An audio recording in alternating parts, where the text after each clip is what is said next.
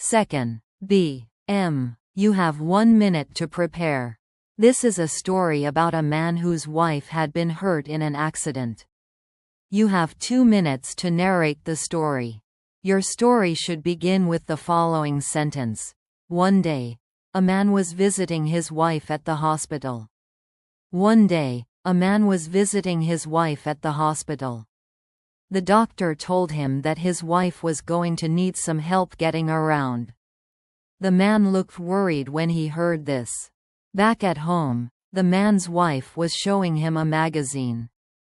It had an advertisement in it from a company that provided healthcare workers who would come to people's homes to help them.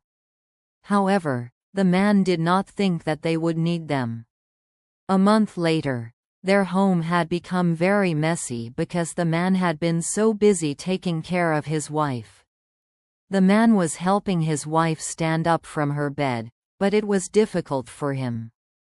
The next week, the man was pushing his wife outside in her wheelchair. He suddenly hurt his back, and she told him that he was trying to do too much. Number 1. Please look at the fourth picture. If you were the man, what would you be thinking? I'd be thinking, maybe I need to get some training to learn how to help my wife.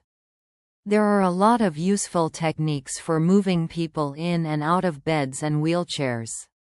I need to be careful not to hurt myself. Number 2. Do you think that people should participate more in volunteer activities? Number 2. Do you think that people should participate more in volunteer activities? Yes. Volunteer activities help people build a stronger community by supporting those in need, such as the elderly, children, and people with disabilities. Yes. Volunteering allows people to gain new skills and experiences that can be useful for their personal growth and careers. Yes. Many social problems, such as poverty and environmental issues, cannot be solved by the government alone. More volunteers can help make a difference. Yes. Helping others can bring a sense of happiness and fulfillment. People who volunteer often feel more connected to their communities. No. Many people are too busy with work and personal responsibilities, so it is not realistic to expect them to participate in volunteer activities. No. Volunteer work should be a personal choice. Forcing people to participate may reduce the quality of their efforts and motivation. No. Some organizations rely too much on unpaid volunteers instead of hiring professionals, which can lead to ineffective solutions to social problems. No. Governments and businesses should take more responsibility for solving social issues instead of depending on volunteers to do the work for free. Number 3. Do hospitals provide sufficient care to elderly people these days? Number 3. Do hospitals provide sufficient care to elderly people these days? Yes. Many hospitals have specialized departments for elderly care, including geriatric doctors and nurses who understand the needs of older patients. Yes. Modern technology and medical advancements have improved elderly care, allowing hospitals to offer better treatments and health management. Yes. Many governments provide health insurance and financial support to ensure that elderly people can receive proper medical care. Yes. There are hospitals and clinics that offer home healthcare services, making it easier for elderly people to receive medical treatment without traveling. No. Some hospitals are overcrowded, making it difficult for elderly patients to receive quick and personalized medical attention. No. The number of elderly people is increasing, but there are not enough doctors and nurses specializing in geriatric care to meet the demand. No. Healthcare costs for elderly patients can be high, and some people may not be able to afford all the treatments and services they need.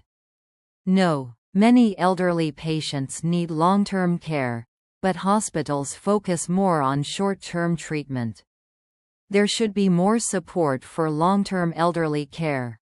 Number 4. Does Japan have enough facilities for disabled people who use public transportation? Number 4. Does Japan have enough facilities for disabled people who use public transportation? Yes. Many train stations and buses now have ramps, elevators, and priority seating to accommodate disabled passengers. Yes. The Japanese government has made efforts to improve accessibility, especially in major cities, by adding more barrier-free facilities. Yes. Public transportation staff are trained to assist disabled passengers, making it easier for them to travel safely. Yes. New transportation systems, such as modern trains and buses, are designed to be more accessible for people with disabilities. No. Many older train stations and buildings still do not have enough elevators or ramps, making it difficult for disabled people to move around.